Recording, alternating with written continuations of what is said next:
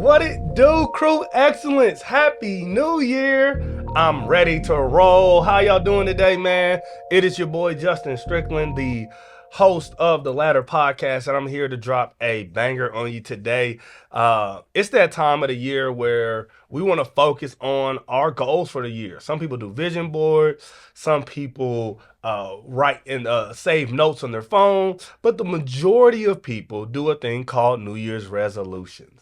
And I want to talk about why those fail, how to make them successful, and what you can do if you're in the middle of trying to maintain a goal that you have recently set. And so before we get into that, I want to make sure you know why you are here and hanging out with me today on the pod. This podcast is all about leadership development. So we have a ideal, a concept that we believe everybody is a leader in some capacity. And therefore, this podcast is meant to help you grow your leadership ability, because leadership is a skill that you can develop, that you can nurture, and that can be encouraged. And so that's what we do here on the pod. That's what we do here on the ladder. And so if you believe that you can influence and impact your sphere, your world, then you are in the right place, because we want to help you do that at a high level. We want to help you do that with excellence. And so if you're new here, go ahead and subscribe. Join Crew Excellence, a group of people who love to be great and attack every day with a mindset that allows them to achieve that.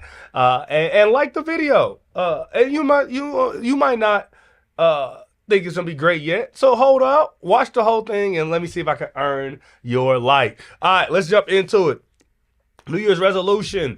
Some people have already quit. All right, just being honest. Some people have already quit. They started a diet. They made it to Thursday. They had a long day at work, and they went and got that bacon cheeseburger. It is New Year's resolutions are one of those things that everybody sets, but it's kind of like whimsical. It's like one of the things like everybody's like, hey, I'm setting New Year's resolution. I'll probably make it to January 14th, maybe. You know what I mean? And data, a lot of data. I'm coming from a Forbes article today. I love Forbes. They do some good writing on things like, especially topics like this. And so the numbers are, about 40% of people don't make it a month with their New Year's resolution. About 40% of people, so almost half of people who set New Year's resolutions don't make it out of January, which is crazy, right? And only about 20% of people make it through the first quarter of the year. And there are a lot of reasons why these New Year's resolutions fail.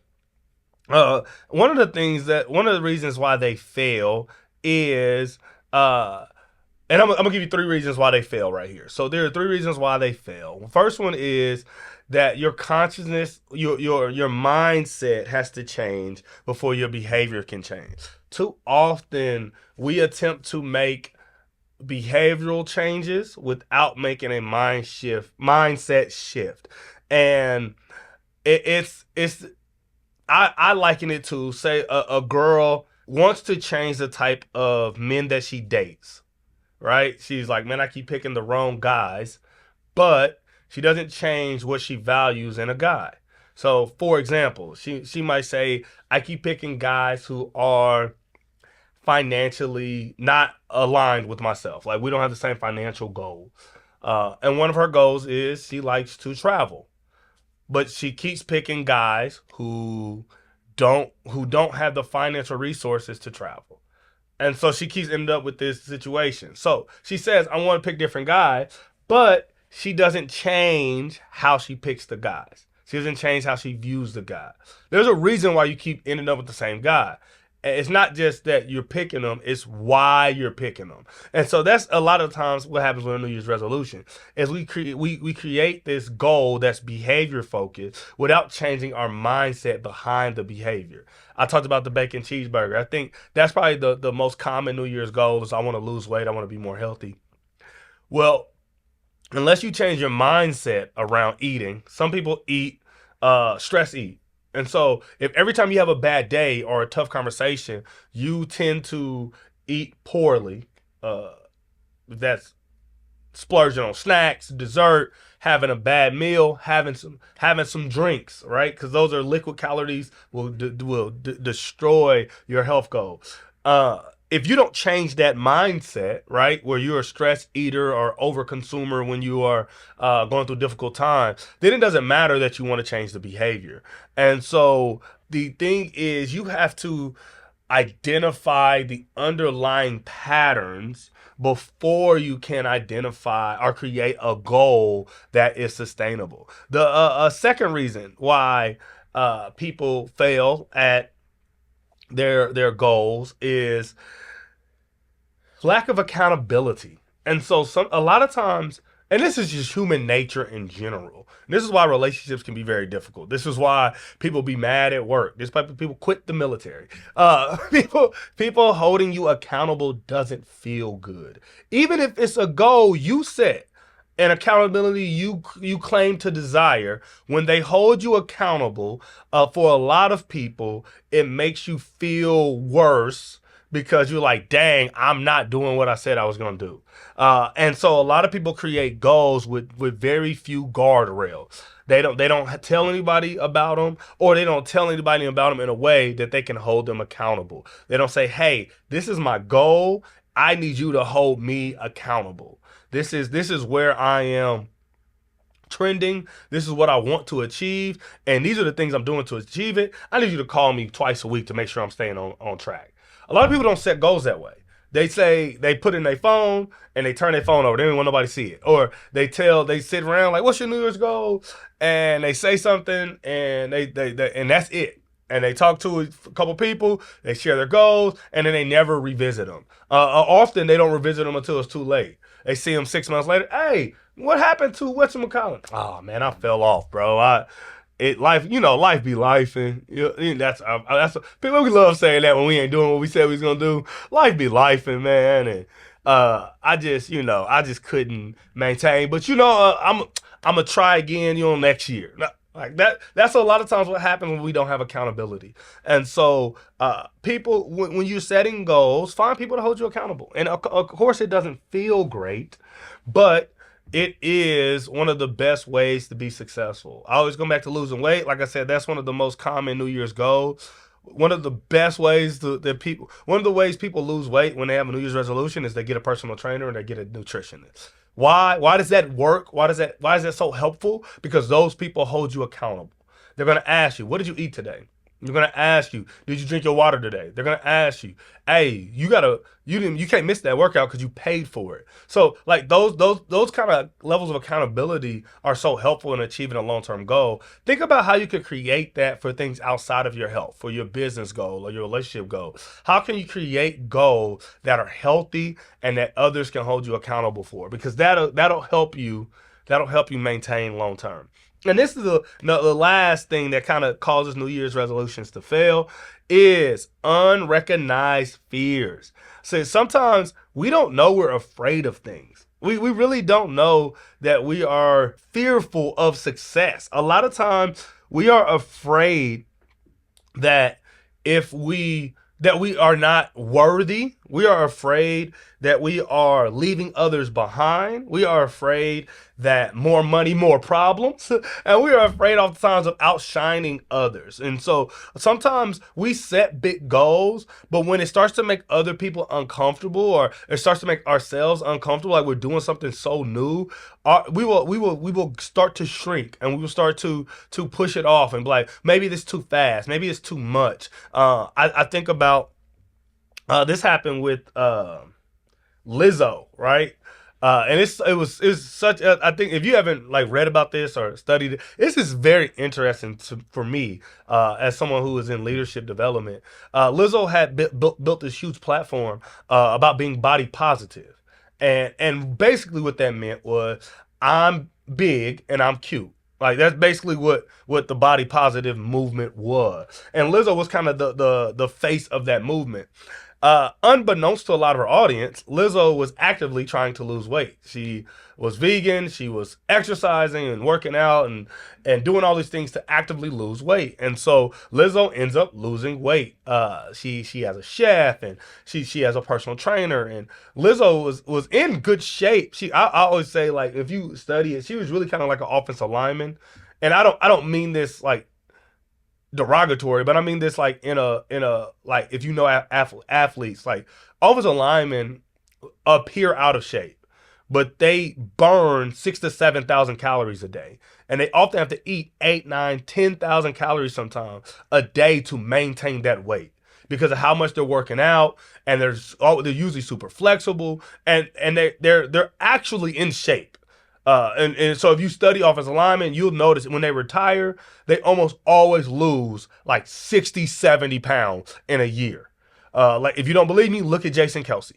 Like, look at him, what he looked like when he retired and what he looks like now. It almost always happens. Whitworth, the center that's on the Fox News. I think he's on Fox Sports, right? Like, look at his playing weight and look at him now. Like, they almost always lose a ton of weight when they get done playing, and and it's because they're eating to maintain that weight.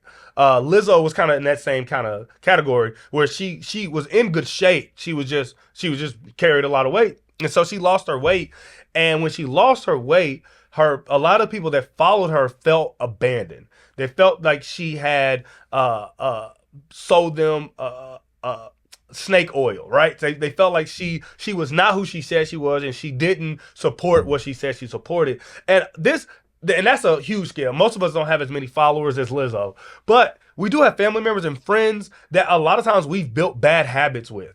And we've built bad habits with them in a way that when we try to break out of those habits or break out of those norms and routines, they feel offended, right? Think about if you were a habitual partier, and most habitual partiers have people they like to party with. You know, you got people. If you're a smoker, you hang out with people who smoke. If you're a drinker, hang out with people who drink. If you're a dancer, hang out with people who dance. Like, if you a section bottle popping kind of person, you hang out with people who buy sections and pop bottles. We hang out with people who are similar to us. So let's just say you one of the section bottle popping crew.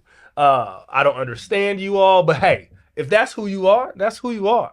But say you have a goal in 2026, I want to be more financially stable. And it is really hard to buy sections and pop bottles in the club and claim that that is a good financial decision. And so you might say, hey, y'all, I ain't really buying no bottles at the club. I'm not doing that this year. Your friend group might be like, oh, who you think you are? Are you gonna mooch on the section now? Cause you still want to come out with us, but you ain't gonna put in on a bottle? Like, oh, so you broke now. And they will feel offended that you are trying to make change. And those kind of things can limit our ability to maintain change. And so I want to encourage you that just because your growth can make you and others uncomfortable doesn't mean that growth is unnecessary. It can be a trial period of being uncomfortable because you have a long term goal of being more of who you want to be, of changing, of being a different person or achieving a different goal. There is something to the effect that lasting change is painful. If you have ever started out any workout routine, you know that it is the first 2, 3 weeks are the hardest part of the workout.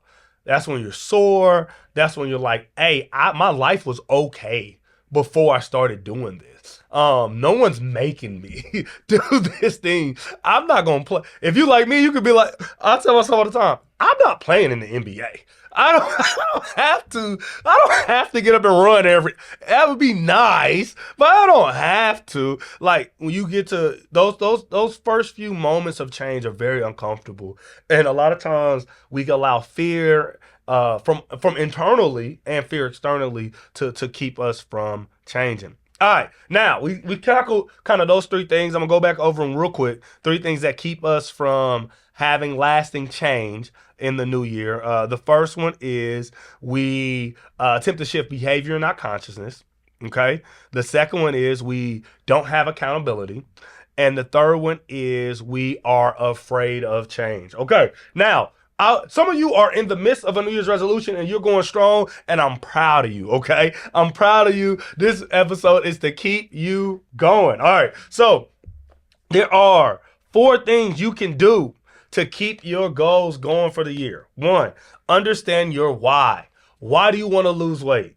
For me, I want to windmill again. I ain't windmilled in like 4 or 5 years. I feel like I got one more in me. So I'm trying to lose about 20 pounds just to find out. Okay. Well, understand your why. Why do you want to earn more money? Why do you want to have a better relationship with your parents? Why do you want to travel more? Like, understand your why. I was talking to my little cousin the other day, and she just got proposed to, and it's a beautiful moment.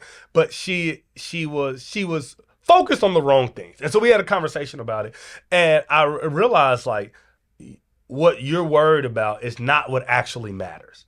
And so sometimes with our goals, we have to understand why we want them, and be honest with ourselves. Be honest with ourselves. Why do I want to earn more money? Because I want to attract a certain type of partner, and that partner requires this amount of money. That's honest. That's a reality of life. And that could be your why for starting a business or getting a second income or investing more wisely. Identify and address obstacles. Like, this number 2, identify and address obstacles. Figure out what are the things that are going to keep you from achieving this goal. If we talk about financial, let's say if you have financial goals.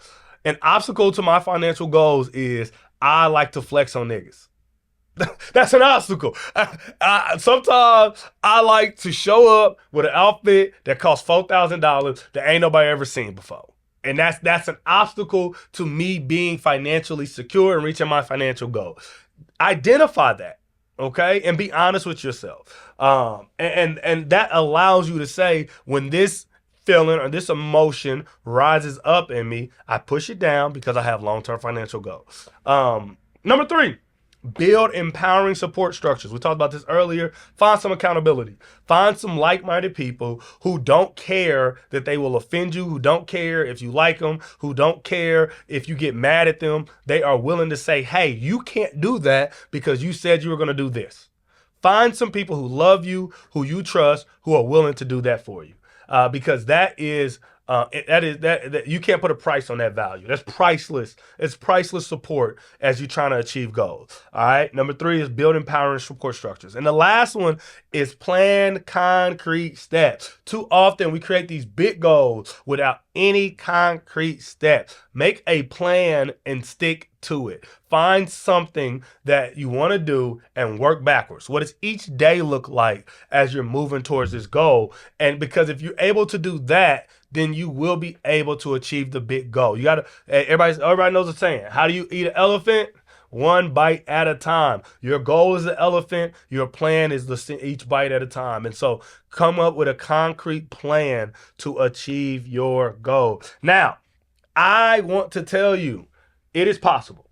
For all of you who have had New Year's resolutions for the last 5,711 years and have always failed them, it is not your fault, except it is. I'm giving you tools and skills that you can use to make this year's outcome different. And this, I saw something online, I thought this was really good, is one of the reasons why we fail at goals, period, outside of New Year's resolutions, but especially New Year's resolutions, is we often think we have to restart. And so say I'm on a diet, I have a bad meal, I'll go this is a great example. I'm on a diet, I have a bad Thursday. I'm going to get something crazy to eat. I get a double bacon cheeseburger with 2 scoops of chocolate ice cream and 3 Long Islands. All right, that's about 6,000 calories, okay? I have a terrible Thursday.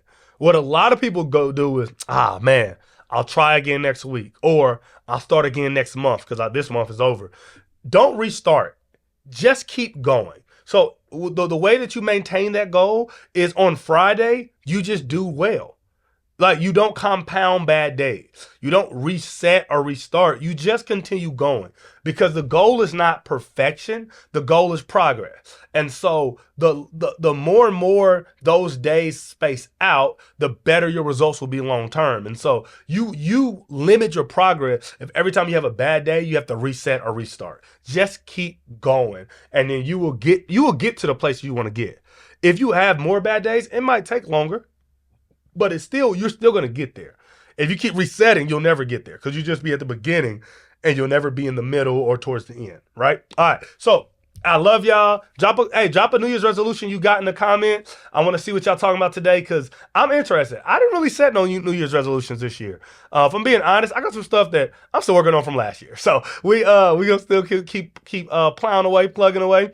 And until next time, man, I'll probably be, somewhere wishing I was in Hawaii. All right, I love y'all, man. Have a great time. Until next time, it's an honor and privilege to hang out with you. Peace.